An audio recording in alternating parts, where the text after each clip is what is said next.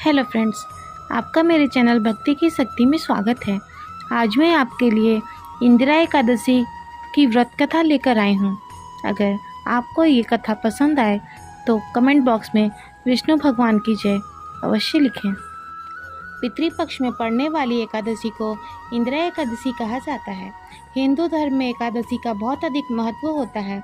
इस पावन दिन भगवान विष्णु की विधि विधान से पूजा अर्चना की जाती है। धार्मिक मान्यता के अनुसार एकादशी का व्रत करने से मृत्यु के पश्चात मोक्ष की प्राप्ति होती है। इंदिरा एकादशी का व्रत कथा का पाठ अवश्य करें। जो व्रत कथा का पाठ नहीं कर सकते हैं उन्हें इस कथा को सुनना चाहिए। पितृपक्ष के दौरान पड़ने वाली एकादशी का सनातन धर्म में विशेष महत्व है। मान्यता है कि इस दिन विधि विधान से पूजा पाठ करने से और व्रत की कथा सुनने से पितरों को मुक्ति मिलती है। साथ ही घर में सुख समृद्धि का वास होता है। इंदिरा एकादशी की कथा धर्मराज युधिष्ठिर को स्वयं भगवान श्री कृष्ण ने सुनाई थी। पौराणिक कथा के अनुसार युधिष्ठिर ने भगवान श्री कृष्ण से कहा कि हे नाथ, अश्विन कृष्ण एकादशी का क्या नाम है, इसकी विधि तथा महत्व क्या है, कृपा करके मुझे बताइए। भगवान श्री कृष्ण कहते हैं, इस एकादशी का नाम इंदिरा एकादशी है।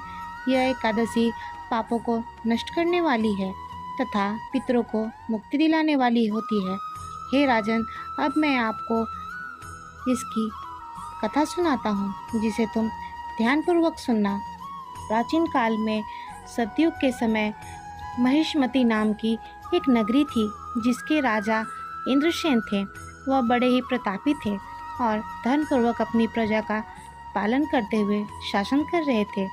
वह राजा पुत्र, पौत्र और धन आदि से संपन्न थे। वे विष्णु भगवान के परम भक्त थे। एक दिन जब राजा अपनी सभा में बैठे थे तो आकाश मार्ग से महर्षि नारद उतरकर सभा में पधारे। राजा उन्हें देखते ही हाथ जोड़कर प्रणाम किए और उनको आसन देकर उनका आदर सत्कार किए। तब मुनि ने राजा से पूछा, हे राजन, आपके सातों अंग कुशलपूर्वक तो है ना, और आपका मन विष्णु भक्ति में तो रहता है ना। देव ऋषि की ऐसी बातें सुनकर राजा ने कहा, हे महर्षि, आपकी कृपा से मेरे राज्य में सब कुशल है तथा मेरे यहाँ यज्ञ आदि कर्म भली भांति हो रहे हैं। आप कृपा करके अपने आगमन का कारण बताएं। तब ऋषि बोले, हे राजन, आप आश्चर्य करने वाले मेरे वचनों को सुनो। मैं एक बार ब्रह्मलोक से यमलोक को गया। वहाँ श्रद्धापूर्वक यमराज जी से पूजित धर्मशिला और सत्यवान धर्मराज की प्रशंसा की।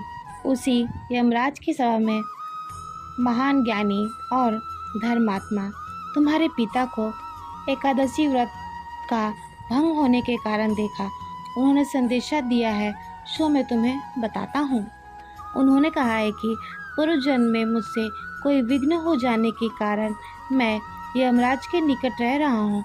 सो हे पुत्र, यदि तुम अश्विन मास में पड़ने वाली इंदिरा एकादशी का व्रत मेरे निमित्त करो तो मुझे सुख की प्राप्ति होगी।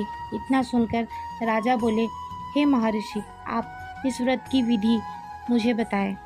नारद जी बोले, अश्विन मास की कृष्ण पक्ष की दशमी के दिन प्रातः काल उठकर स्नान आदि से निवृत्त होकर पुनः दोपहर को नदी या तालाब में जाकर स्नान करें। फिर श्रद्धापूर्वक पितरों का श्राद्ध करें और एक बार भोजन करें। सुबह होने पर एकादशी के दिन दातून आदि स्नान करें। फिर व्रत के नियमों का भक्तिपूर्वक ग्रहण करते हुए व्रत की प्रतिज्ञा करें कि मैं आज निराहार रहकर एकादशी का व्रत करूँगा।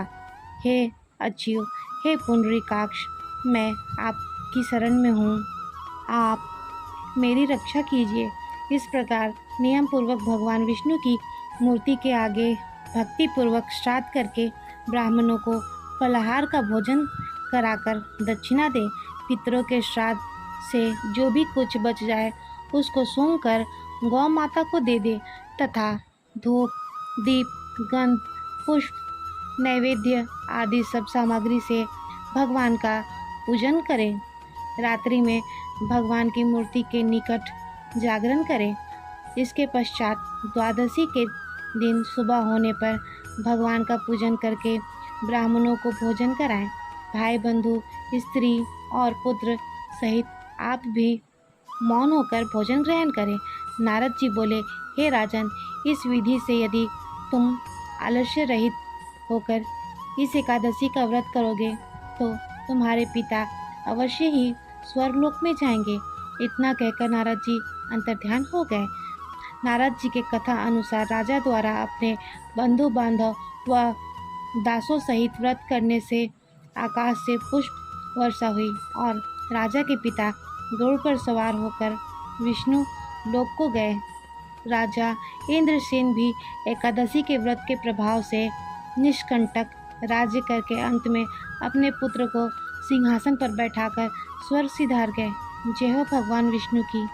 अगर आपको मेरी यह कहानी पसंद आई हो तो मेरे वीडियो को लाइक करें और ज़्यादा से ज़्यादा शेयर करें। धन्यवाद।